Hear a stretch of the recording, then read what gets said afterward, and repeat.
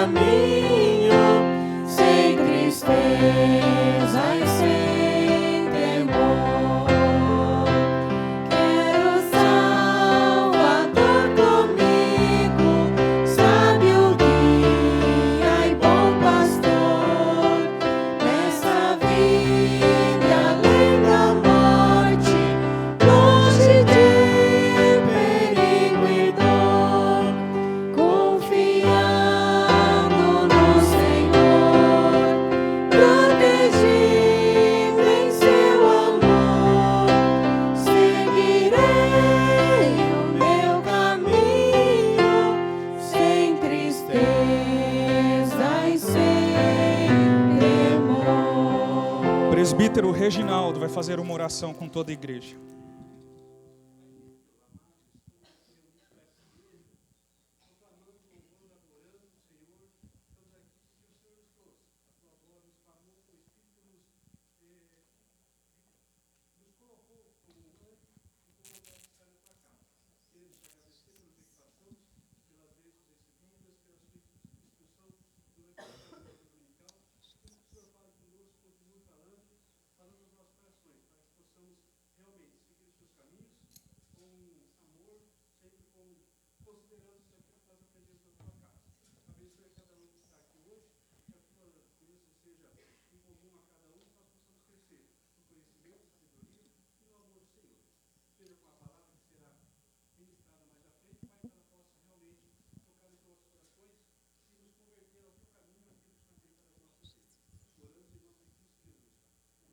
Meus irmãos, podem se assentar.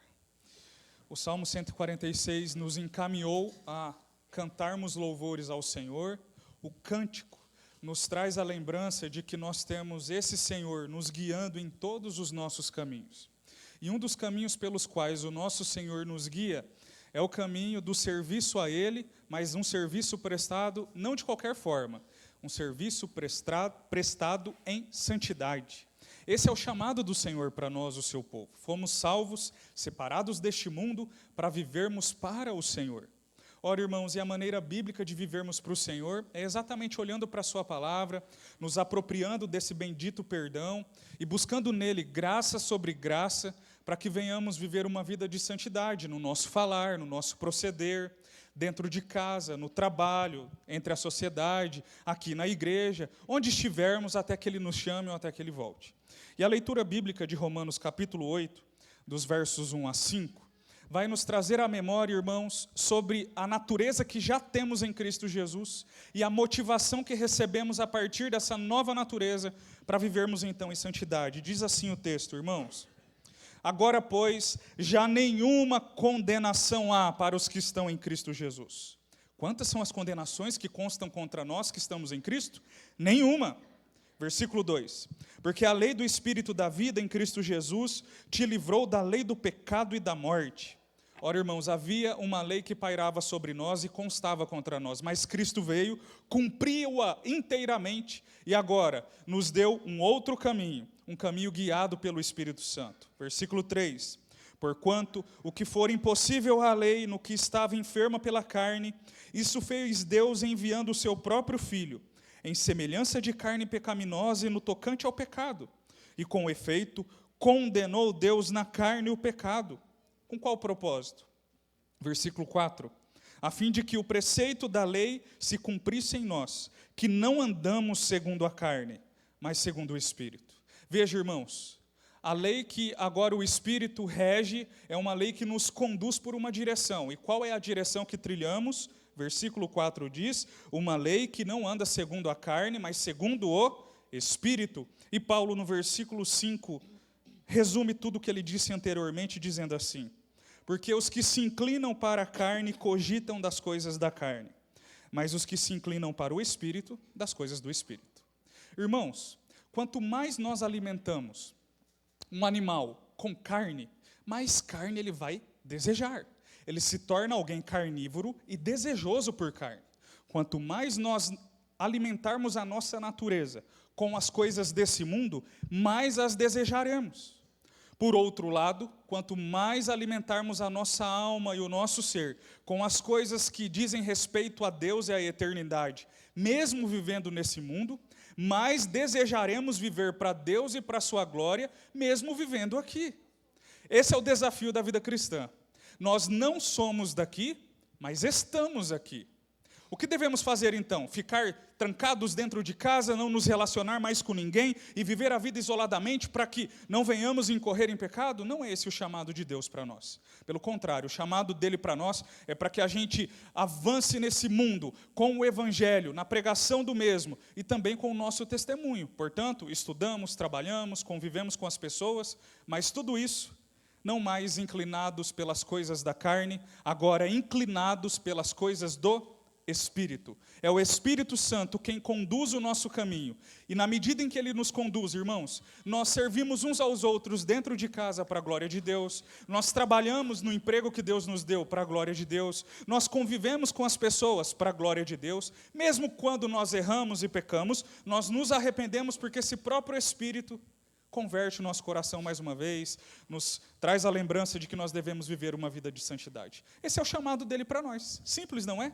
Porém, se dependesse de mim, para viver cada uma dessas palavras, irmãos, eu não conseguiria.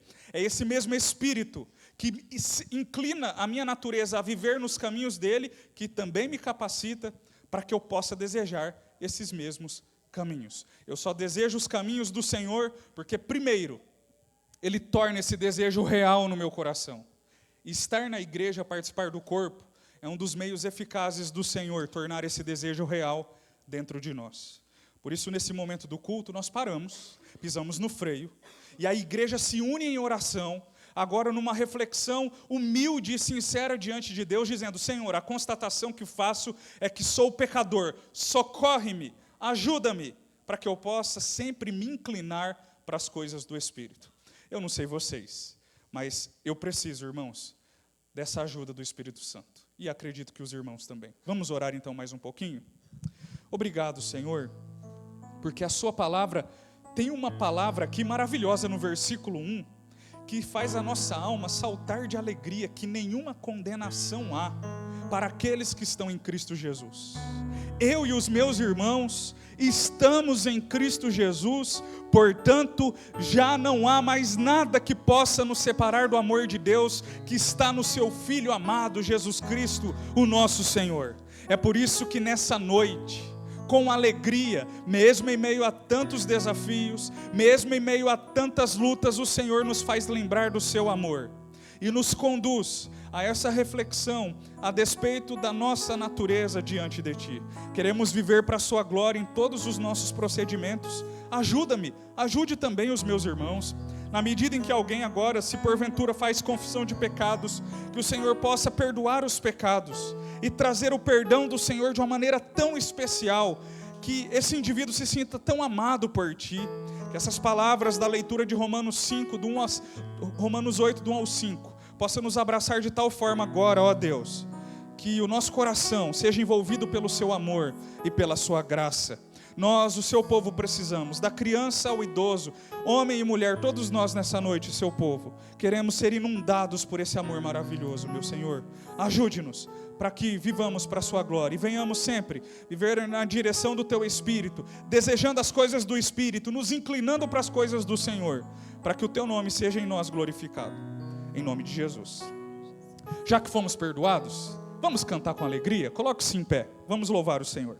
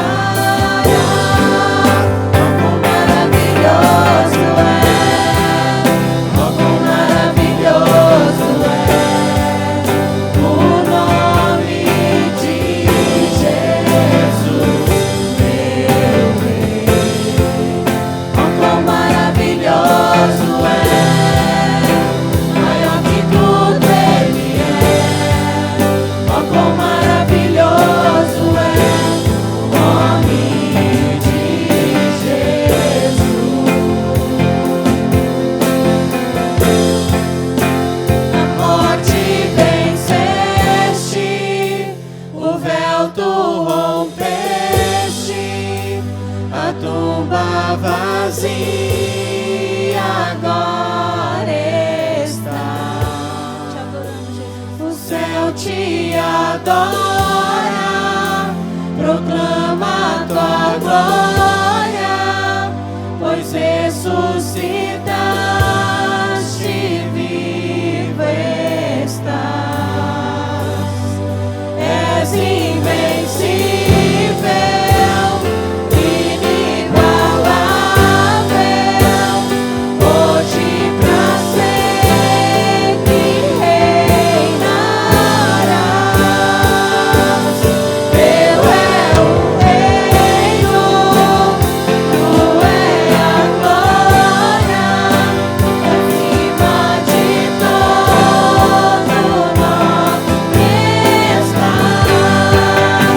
Poderoso esse nome é, poderoso esse nome é, o nome de Jesus, meu Rei. Poderoso esse nome é, mais forte que tudo é. Poderoso esse nome é, o nome de Jesus. Poderoso esse nome é, o nome de Jesus.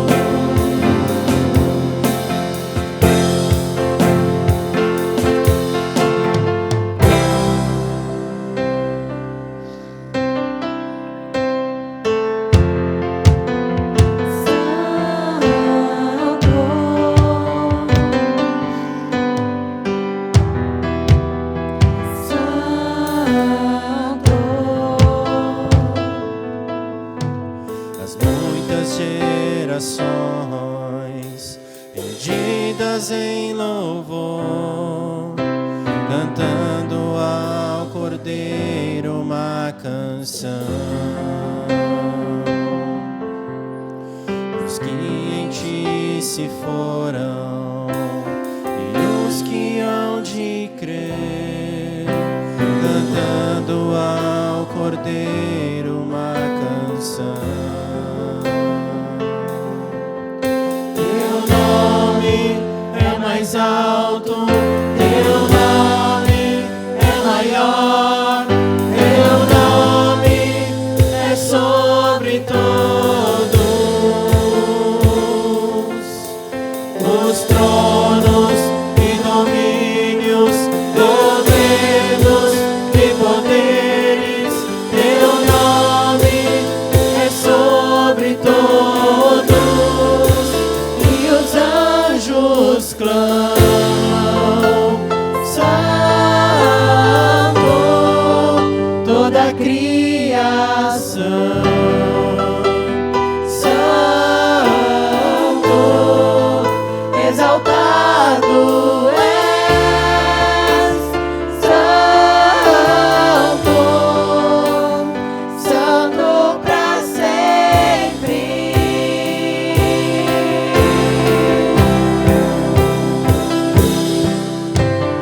Quem foi perdoado e redimido foi, cante ao Cordeiro uma canção.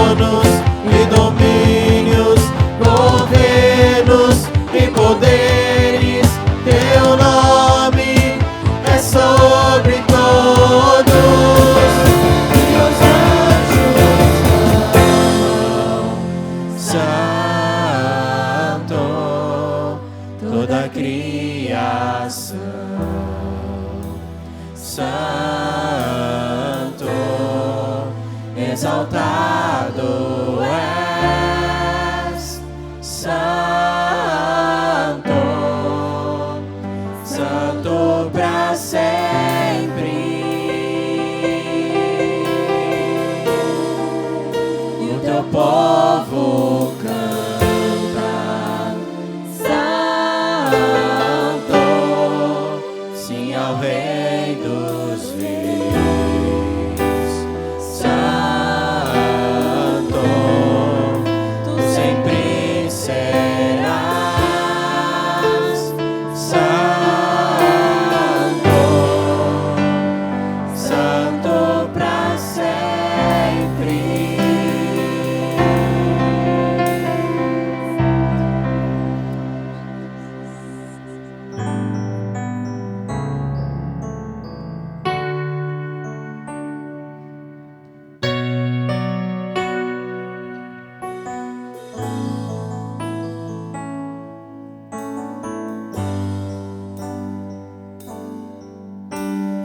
Quem é como tu, Jesus? Não há ninguém além de ti, que é manso e humilde assim. Não há ninguém igual a ti.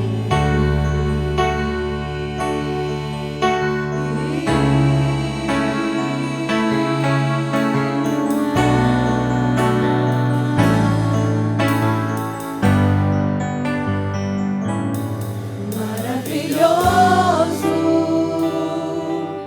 admirável, tão sublime, glorioso, tua presença é mais desejável do que o ouro, melhor que a vida é o teu amor.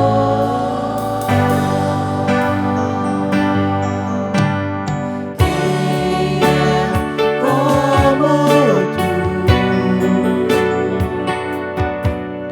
Jesus? Não há ninguém além de ti, que manso e humilde assim. Não há ninguém igual a ti.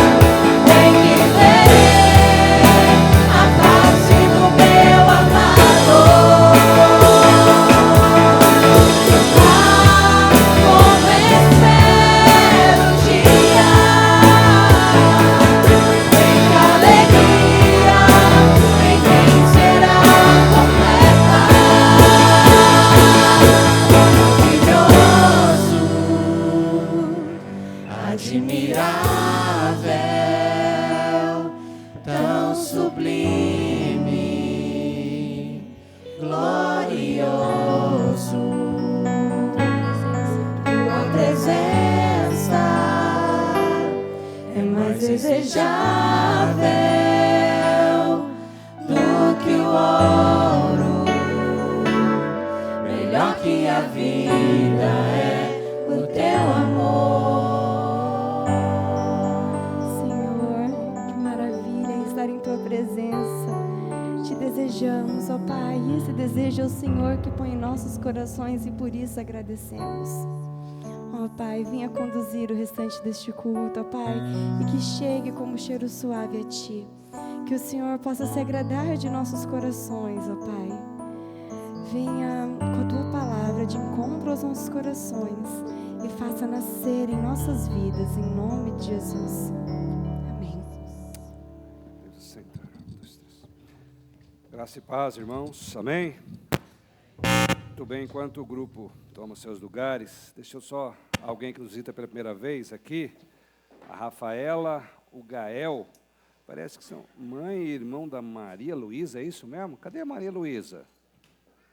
Maria Luísa, quem que é que está aí?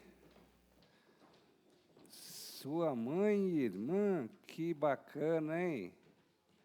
Essa menina é muito simpática. Deus abençoe o Rafaela, Gael também. Menina aí. É do Lucas, não? Ô, Lucas, que alegria te ver, cara. Fala, Lauzeli. Ah, lógico, né? Toda exibida, que beleza, Luísa, Lauzeli ali, né? Muito bom ter esse pessoal aqui de volta e estar nos visitando, ou seja, voltando para casa. Deus os abençoe. Mais alguém que visita pela primeira vez? Não? Deixa eu dar um aviso aqui para os homens que gostam de comer costela assada, aquela costela que derrete na boca, né? Quando está com bastante fome, R$35. O pessoal de Apucarana, é da Federação, é do Sinodal, se não me engano, dos homens, vai fazer aí uma costelada no próximo sábado, né? Começa a programação a partir das 9, 9h30, ali em Apucarana, tem o endereço com o presbítero Reginaldo. Se os homens daqui quiserem ir, aí ao meio-dia tem a costela lá, uma boa prosa, uma chácara, R$35. Você paga e participa. Se você quiser, procure o presbítero Reginaldo até hoje, né? Hoje fecha a porta do céu, se não tiver, aí já não tem como mais comunicar. Então, se você quiser ir, deixa eu dar um recado, até mesmo o conselho, só o presbítero Celso que sabe disso, mas veio do presbitério, e o presidente lá mandou, né? Mandou não, né? Aceitou. O presidente, por acaso, sou eu. Mas, para a igreja aqui, uma bênção, irmãos, é o seguinte, no dia 19/9, nós teremos aqui de manhã, nós receberemos a reunião extraordinária do presbitério de Maringá. Né, virão os pastores, os representantes das igrejas. Teremos uma reunião extraordinária, falar sobre a permanência dos obreiros nos campos em 2027, tudo isso, né? O conselho daqui já decidiu pela permanência do pastor Caio, eu estou eleito. Então, nós vamos comunicar isso e tratar no concílio acima da igreja, que gerenciam as igrejas, o presbitério. E o presbitério também apoiou, aprovou, custeou gratuitamente para aqueles que quiserem. A palavra, na verdade, é curso, mas é capacitação de evangelização. São 2 módulos, né? Capacitação de evangelização e depois outro, que será na Central de Maringá, de discipulado. Então, na parte da tarde, 13h30, 14h, após o almoço ali, virão 2 pastores da APECOM, da Agência Presbiteriana de Comunicação. Eles trarão material, enfim, até às 18h está marcado. O desafio pastoral agora para a liderança da igreja. Para os membros, é um incentivo, um pedido, um clamor que você se inscreva. Aí eu vou passar uma lista, né, também para se inscrever. Você se inscrever nesse curso, além de ensinar você a evangelizar, você vai ser evangelizado, né? É bom o material. Então, um pedido para os membros, para se inscreverem. Gostaria que essa igreja estivesse lotada, para que tivesse os seminários, enfim. Agora, para a liderança, eu não sei se vou fazer um pedido, é uma determinação, tanto do presbitério como desse pastor. Ah, pastor, eu trabalho e tal. Você vai ter desculpa se você estiver trabalhando, realmente não puder faltar, ou se você estiver morrido, ou se estiver doente. Porque não vai marcar viagem, férias nessa época, está proibido. Tá bom? Diácono, presbítero, liderança da escola dominical, dos departamentos, da SAF, da UPH, liderança. É essencial participar desse evento. Tá bom? Dado o recado, não vou ser muito bravo não, é pela graça mesmo, mas graça obrigatória. Tá bom? Dia 19, anota aí. Não marque casamento, funeral, não marque nada. 19/9.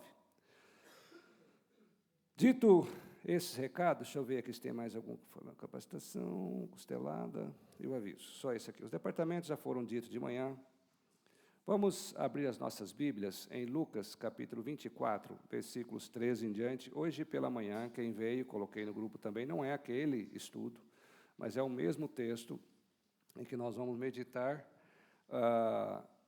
Terá a sequência no próximo domingo esse texto, na EBD, Escola Bíblica Dominical, mas nós vamos meditar à noite também nesse texto, que é o relato da caminhada dos 2 discípulos saindo de Jerusalém e indo para Emaús. Então, Lucas, capítulo 24, versículos 13 em diante, diz assim a palavra do Senhor. Naquele mesmo dia, 2 deles estavam de caminho para uma aldeia chamada Emaús, distante de Jerusalém 60 estádios, mais ou menos 12 quilômetros. Iam conversando a respeito de todas as coisas sucedidas. Aconteceu que, enquanto conversavam, discutiam, o próprio Jesus se aproximou e ia com eles. Os seus olhos, porém, estavam como que impedidos de o reconhecer. Então lhes perguntou Jesus: que é isso que vos preocupa e de que ides tratando à medida que caminhais? E eles pararam entristecidos. Porém, chamado Cleopas, respondeu dizendo: és o único, porventura, que, tendo estado em Jerusalém, ignora as ocorrências desses últimos dias? E ele lhes perguntou: quais? E explicaram o que aconteceu a Jesus, o Nazareno, que era varão, profeta, poderoso em obras e palavras, diante de Deus e de todo o povo. E como os principais sacerdotes e as nossas autoridades o entregaram para ser condenado à morte e o crucificaram. Ora, nós esperávamos que fosse ele quem havia de redimir a Israel. Mas depois de tudo isto, é já este o 3º dia desde que tais coisas sucederam. É verdade também que algumas mulheres das que conosco estavam nos surpreenderam, tendo ido de madrugada ao túmulo, e não achando o corpo de Jesus, voltaram dizendo terem tido uma visão de anjos, os quais afirmaram que ele vive. De fato, alguns dos nossos foram ao sepulcro e verificaram a exatidão do que disseram as mulheres, mas não o viram. Então lhes disse Jesus: ó nécios e tardos de coração, para crer tudo o que os profetas disseram. Porventura não convinha que o Cristo padecesse e entrasse na sua glória? E começando por Moisés, discorrendo por todos os profetas, expunha-lhes o que a seu respeito constava em todas as Escrituras.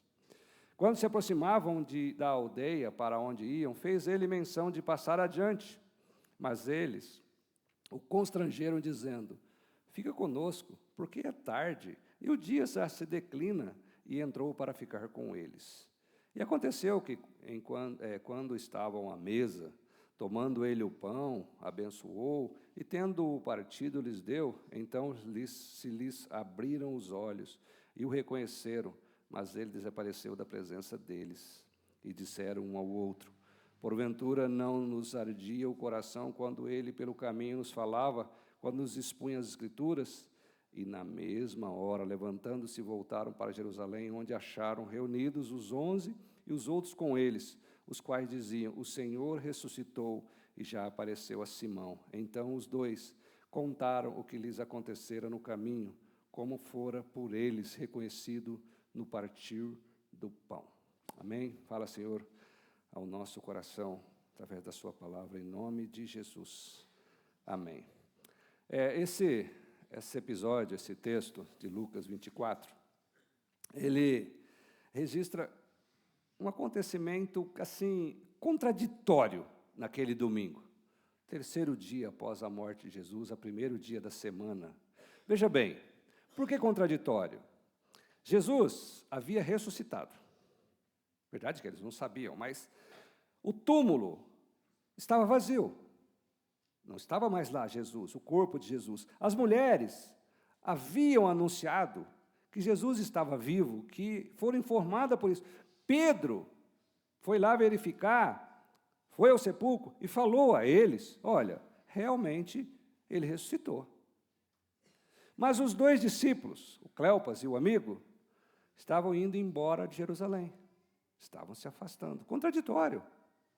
São notícias maravilhosas. Imagina o contraste. Era o maior dia da história da redenção. Tudo aquilo que a Bíblia prometeu no Velho Testamento, desde que o mundo foi criado, desde a queda, estava acontecendo naquele dia. Mas para aqueles 2, benditos, parecia ser um dos dias mais tristes das suas vidas. É como você receber um bebê no colo, nascendo, e naquele mesmo hospital, de repente, ter alguém morrendo. São contraditórios esses sentimentos. Jesus estava vivo, mas eles estavam desanimados.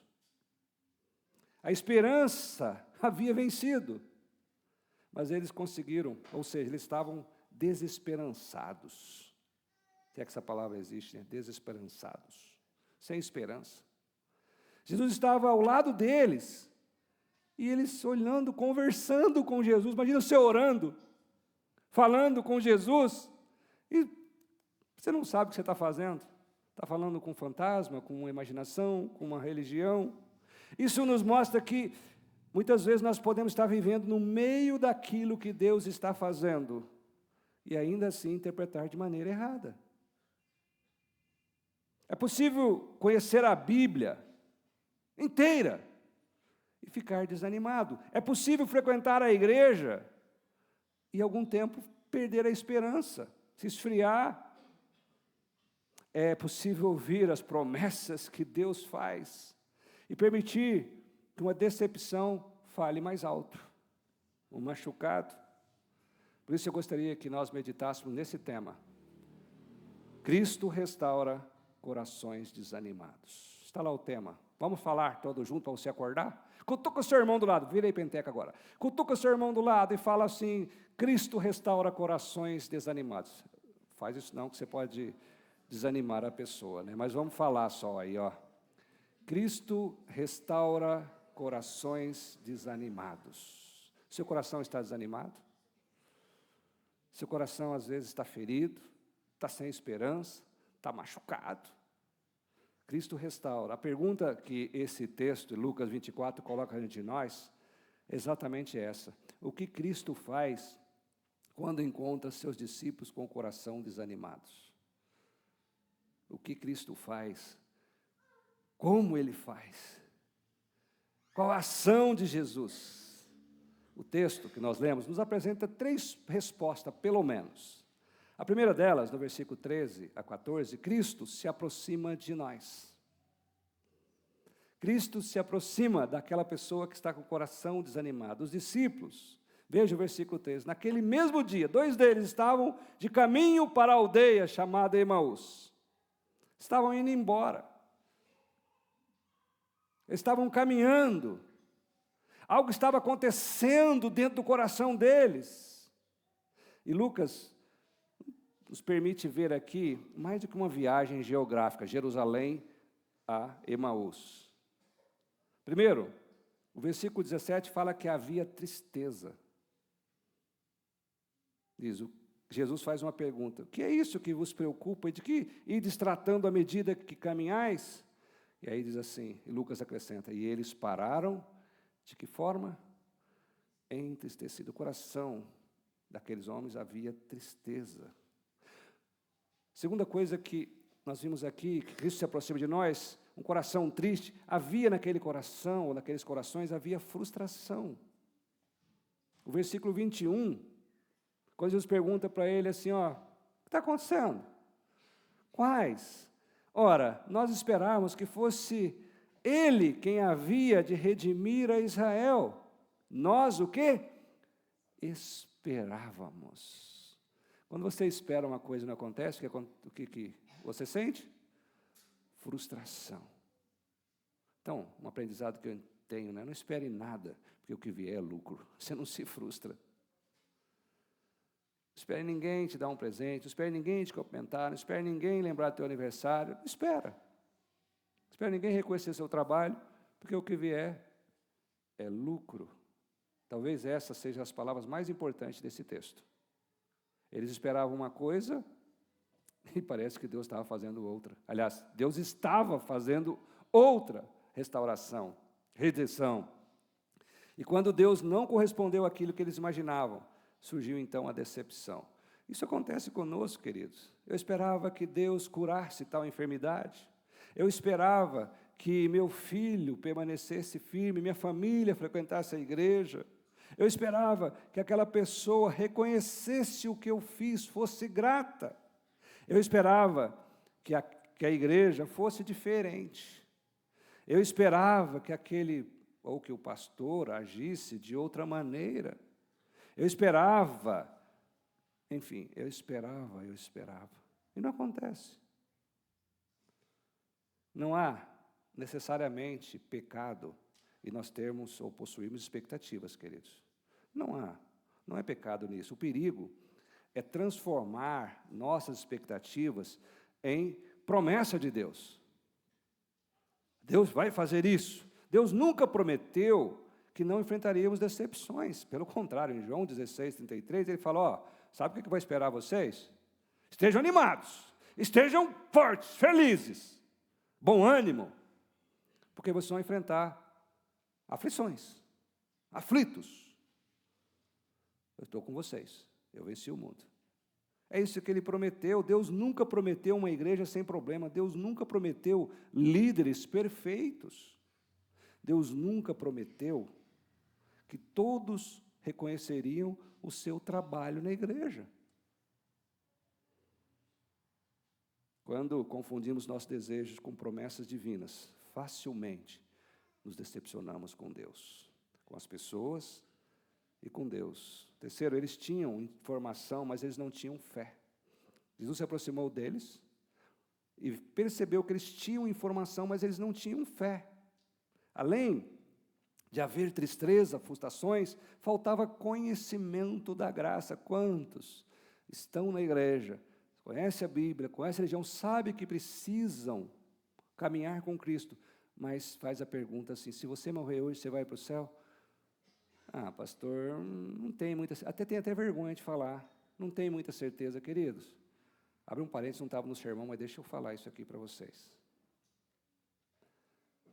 Se você tiver essa dúvida, se você morresse hoje, sem dar tempo de voltar para casa, sem nada, você não tiver convicção que você vai para o céu, nos procure.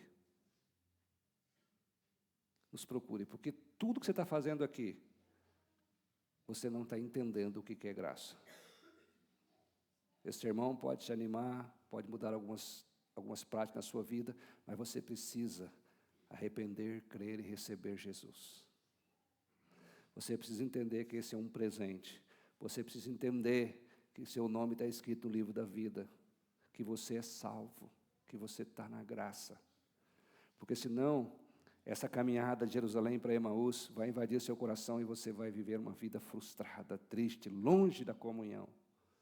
Talvez salvo, porque a salvação é um presente, mas vai perder as bênçãos. Fecha o parênteses. Então é o seguinte, eles tinham informação, mas não tinham fé. Sabiam que o túmulo estava vazio. Eles ouviram isso, sabiam que as mulheres haviam falado, eles sabiam que um anjo havia anunciado que Jesus estava vivo, mas eles continuaram o caminho para Emaús. Porque conhecer uma verdade não significa necessariamente descansar nessa verdade.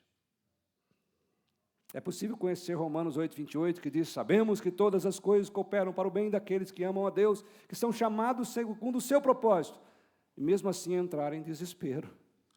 Você sabe, sei, todas as coisas cooperam para o bem. E por que está desesperado então?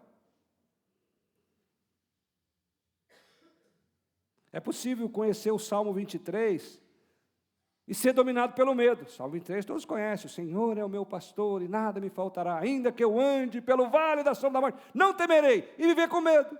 Você conhece o Salmo, mas vive com medo. É possível conhecer Filipenses 4:6. Não andeis ansiosos de coisa alguma, e mesmo assim viver consumido pela ansiedade. É possível conhecer a doutrina da soberania de Deus e agir como se Deus houvesse perdido o controle. Mas observe, nesse texto, a graça de Cristo, no versículo 24.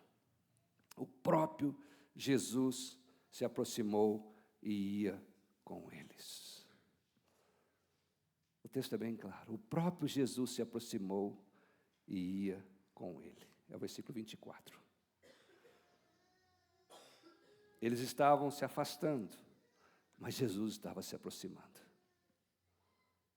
Eles não foram procurar Jesus. Jesus foi encontrá-los. Eles não reconheceram Jesus, mas Jesus os reconheceu. Jesus o havia conhecido lá. Eles eram discípulos. Eles faziam parte da caravana. Não eram dos 12, mas faziam parte. Aqui nós encontramos a graça do bom pastor. Quando uma ovelha está ferida, isso não deixa de ser pastor. Ele fala, eu conheço as minhas ovelhas, eu dou a vida pelas minhas ovelhas. A aplicação para nós, querido, desse ponto, Cristo se aproxima de nós. Talvez você esteja vivendo o seu próprio caminho de Emaús, né? Alguma coisa aconteceu, uma decepção, uma perda, uma experiência dolorosa dentro da igreja, e você começou a se afastar por dentro. Primeiro acontece no coração, depois fisicamente. Ouça uma notícia maravilhosa, esplêndida, fantástica. Cristo sabe onde encontrar os discípulos desanimados. O que Cristo faz quando encontra os seus discípulos, ele se aproxima dele. Quando o discípulo está com o coração machucado, triste. Em segundo lugar, o que Cristo faz quando encontra os discípulos com o coração desanimado, Cristo restaura o nosso coração através da sua palavra, das Escrituras. Cristo restaura nosso coração através das Escrituras. Amém? Jesus ouviu aqueles discípulos, mas Jesus não apenas ouviu, Jesus os corrigiu. Observe o diagnóstico que Jesus fez. Ele não disse, vocês precisam de mais informações, de conhecer mais a Bíblia. Ele disse, tardos de coração para crer. Tardo significa que eles haviam ouvido já, eles conheciam. Jesus então corrige. Eles olharam na direção errada. O problema estava no coração deles. Eles conheciam os acontecimentos, mas estavam interpretando tudo de maneira errada. Eles olhavam para a cruz e enxergavam o quê? Derrota. Ora, a Bíblia falava que a cruz era a vitória de Cristo. Era necessário morrer na cruz. Deus olhava para a cruz e estava realizando a redenção. Os discípulos, eles olhavam para o túmulo e enxergavam o fim. O final da Amazonas não é o fim para o cristão. Deus olha para a cruz, via a redenção. Deus olhava para aquele túmulo e via o testemunho da ressurreição. Aí Jesus faz algo fundamental. Versículo 27 de Lucas 24. E começando por Moisés, discorrendo por todos os profetas, expunha-lhes o que a seu respeito constava em toda a Escritura. Jesus fez um EBD. Era domingo, primeira EBD pós-ressurreição. Era domingo, 12 quilômetros, falaram aí que o caminho é de 3 a 4 quilômetros, dependendo da perna comprida ou curta, 12 quilômetros, 3 a 4 horas. Jesus vai falando sobre ele no Velho Testamento. Cristo ressuscitado poderia simplesmente dizer para ele o seguinte, filho, seguinte, eu aqui, rapaz, eu ressuscitei. Mas não, é magnífico que Jesus ensinou a Bíblia. Sabe por quê, queridos? Ao invés de dar peixe, é necessário ensinar a pescar. em teu nome, em nome de Jesus, a quem Paulo prega, eu expulso. O diabo vai destruir você. É preciso conhecer a Bíblia, por isso que eu insisto que os grupos pequenos, não façam grupo para fazer igrejinha, faça grupo com 2, com 1, com a família. Passa o conhecimento dos 3 erros. Isso é conhecimento bíblico, isso não é emoção. Olha, nós não devemos interpretar as Escrituras pela nossa experiência. Jesus podia dizer, eu estou aqui. Mas antes de abrir os olhos deles para conhecê-lo, Jesus abriu as Escrituras para que compreendessem. Isso nos ensina o seguinte: nós não devemos interpretar a Bíblia pela nossa experiência, mas devemos interpretar a nossa experiência pelas Escrituras, pela Bíblia. É por isso que esses encontros com Deus, eles motivam emoção, mas se não houver conhecimento, é um saco vazio. Primeiro vento de doutrina, primeiro problema é a semente jogada à beira do caminho, no solo rochoso, em meio aos espinhos. Os discípulos estavam dizendo, Jesus morreu, portanto tudo acabou. E a Bíblia dizia, era necessário que Cristo padecesse. É isso que Jesus mostrou. O problema não estava no plano de Deus, o problema estava na interpretação que eles faziam do plano de Deus. E isso muda tudo. Quando olhamos apenas para as circunstâncias, nós dizemos, acabou. A palavra de Deus diz, continue, Deus continua soberano. As situações, as circunstâncias dizem, não há mais esperança. A Bíblia diz, a esperança não confunde, porque o amor de Deus é derramado no nosso coração. Agora, pois, permanece a fé, a esperança, o amor. O medo pode dizer, você não conseguirá. A palavra diz, minha graça te basta. Não temas, eu estou contigo. O que aconteceu com o coração daqueles 2? O versículo 32 responde, porventura, não nos ardia o coração quando ele pelo caminho nos falava, quando nos expunha as Escrituras? A Bíblia, a Escritura muda tudo, querido. Ela testifica de Jesus, ela fala de Jesus, ela testemunha. Veja, quando nós voltamos no texto, no versículo 17, nós encontramos aqueles 2 com o coração entristecido. Pararam entristecido. No versículo 25, Jesus dá uma bronca neles. Coração tardio para crer, coração triste, coração descrente, desesperançoso. E aí no versículo 32, o coração ardendo. O que aconteceu? As circunstâncias eram as mesmas.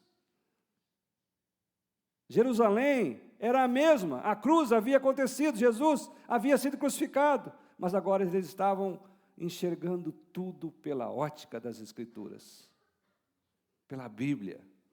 É isso que a palavra de Deus faz. Ela não necessariamente muda imediatamente as nossas circunstâncias. Ele muda a maneira como enxergamos essas circunstâncias. A aplicação que nós podemos ter, que Jesus nos corrige pelas Escrituras, nos restaura pelas Escrituras. É por isso que a igreja precisa da palavra. Não precisamos apenas de motivação. É bom motivação? Claro que é, mas não apenas. Nós não precisamos simplesmente ouvir, vai dar tudo certo, fique tranquilo. Nós precisamos ouvir, assim diz o Senhor. É pela palavra que Deus confronta as nossas falsas expectativas. É pela palavra que Deus corrige a minha visão, a nossa visão. Nós precisamos ouvir isso. É pela palavra que Deus reacende a nossa esperança. O que Cristo faz quando encontra seus discípulos com o coração desanimados? Ele se aproxima de nós. Ele nos corrige, restaura pela palavra. E há uma terceira verdade, um terceiro aprendizado nesse texto, queridos. Cristo muda a direção dos nossos passos. Veja o versículo 29. Eles chegando em Emaús, convidam Jesus. Fica conosco, porque é tarde, o dia já se declina. Jesus entra, faz a ceia com eles, parte o pão, e versículo 31 fala assim, os olhos se abriram e reconheceram. Jesus está vivo. A cruz não era o fim, o túmulo estava vazio, as mulheres estavam certas, as Escrituras estavam se cumprindo. Então acontece algo maravilhoso. Na mesma versículo 33, e na mesma hora, levantando-se, voltaram para Jerusalém. Ué, Jesus, não é tarde? Não está de noite, são 12 quilômetros, fica conosco porque é perigoso. Mudaram-se os passos. O que havia mudado? O caminho era o mesmo. Jerusalém era a mesma, os discípulos estavam, ou seja, eram os mesmos. O coração. E quando o coração mudou, os pés mudaram de direção. Quando Cristo transforma nosso coração, Ele transforma também a nossa caminhada. Eles não disseram, vamos amanhã, está tarde, estamos cansados. O texto diz, na mesma hora voltaram. Sabe por quê? Porque quem encontra Cristo, ou quem é encontrado, o Cristo ressuscitado, por Cristo ressuscitado, não consegue continuar a caminhada como antes. Eles voltaram para Jerusalém, para os discípulos, voltaram para a comunhão, voltaram para a igreja, voltaram para compartilhar aquilo que haviam experimentado. O encontro pessoal com Cristo não os levou ao isolamento, à fuga, levou de volta para o povo de Deus. Amém? Nós vivemos numa época, queridos, em que as pessoas dizem, eu tenho Jesus, eu não preciso muito de igreja, não. Mas o Novo Testamento não mostra um cristianismo isolado. Cristo salva as pessoas e coloca no seu corpo. Eles voltaram para testemunhar, não só para a igreja, mas para testemunhar. E aí faz sentido o curso de evangelização, a capacitação. Versículo 35, os dois então contaram o que lhe havia acontecido no caminho e como fora por ele reconhecido no partir do pão. Eles estavam falando da decepção, agora eles voltam a falar de Cristo. Antes, nós esperávamos, agora ele está vivo. Quando Cristo restaura nosso coração, muda também o nosso papo, a nossa conversa, as nossas festas, os nossos churrascos, os nossos nossas pescarias, o futebol, o lazer, a praia. Passa de tudo isso para contar as bênçãos de Deus. Quando você olha para o mar e fala assim, isso aí é bênção de Deus. Cristo me salvou.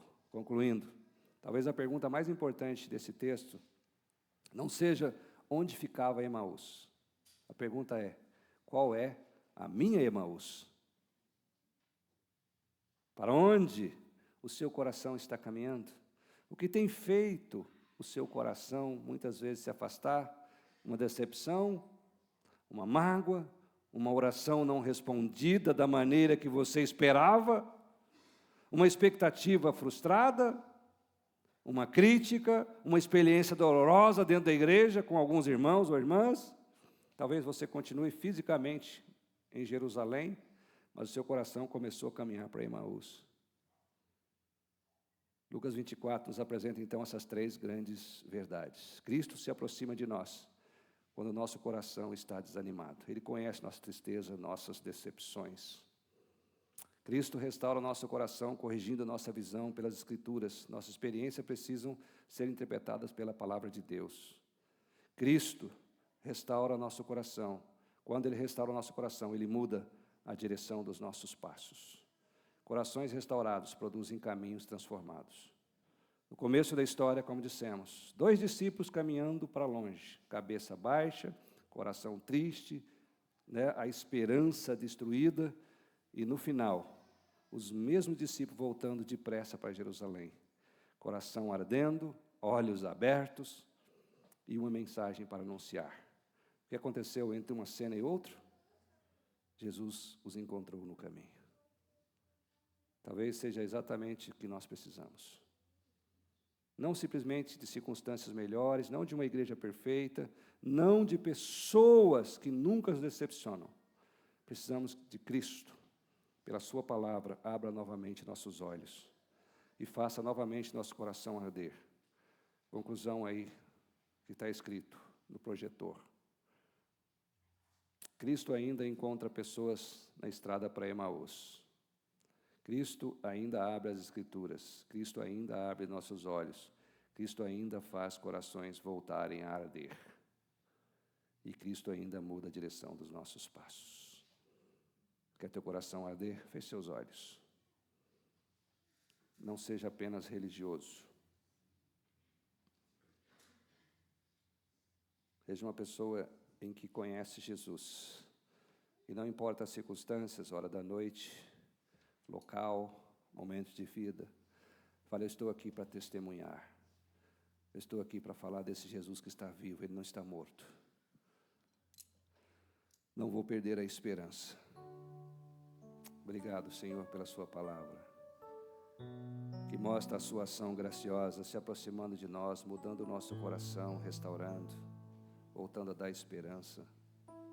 E também com essa mudança permitindo a nós termos nova direção, nova visão até mesmo, da nossa família, do nosso trabalho, da nossa própria existência.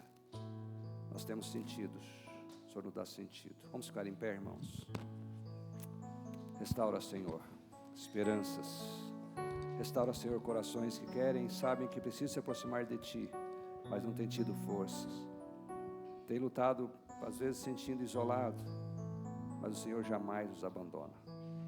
Sua promessa jamais falha. Nós que às vezes não percebemos, não entendemos a Sua palavra, não entendemos a Sua promessa.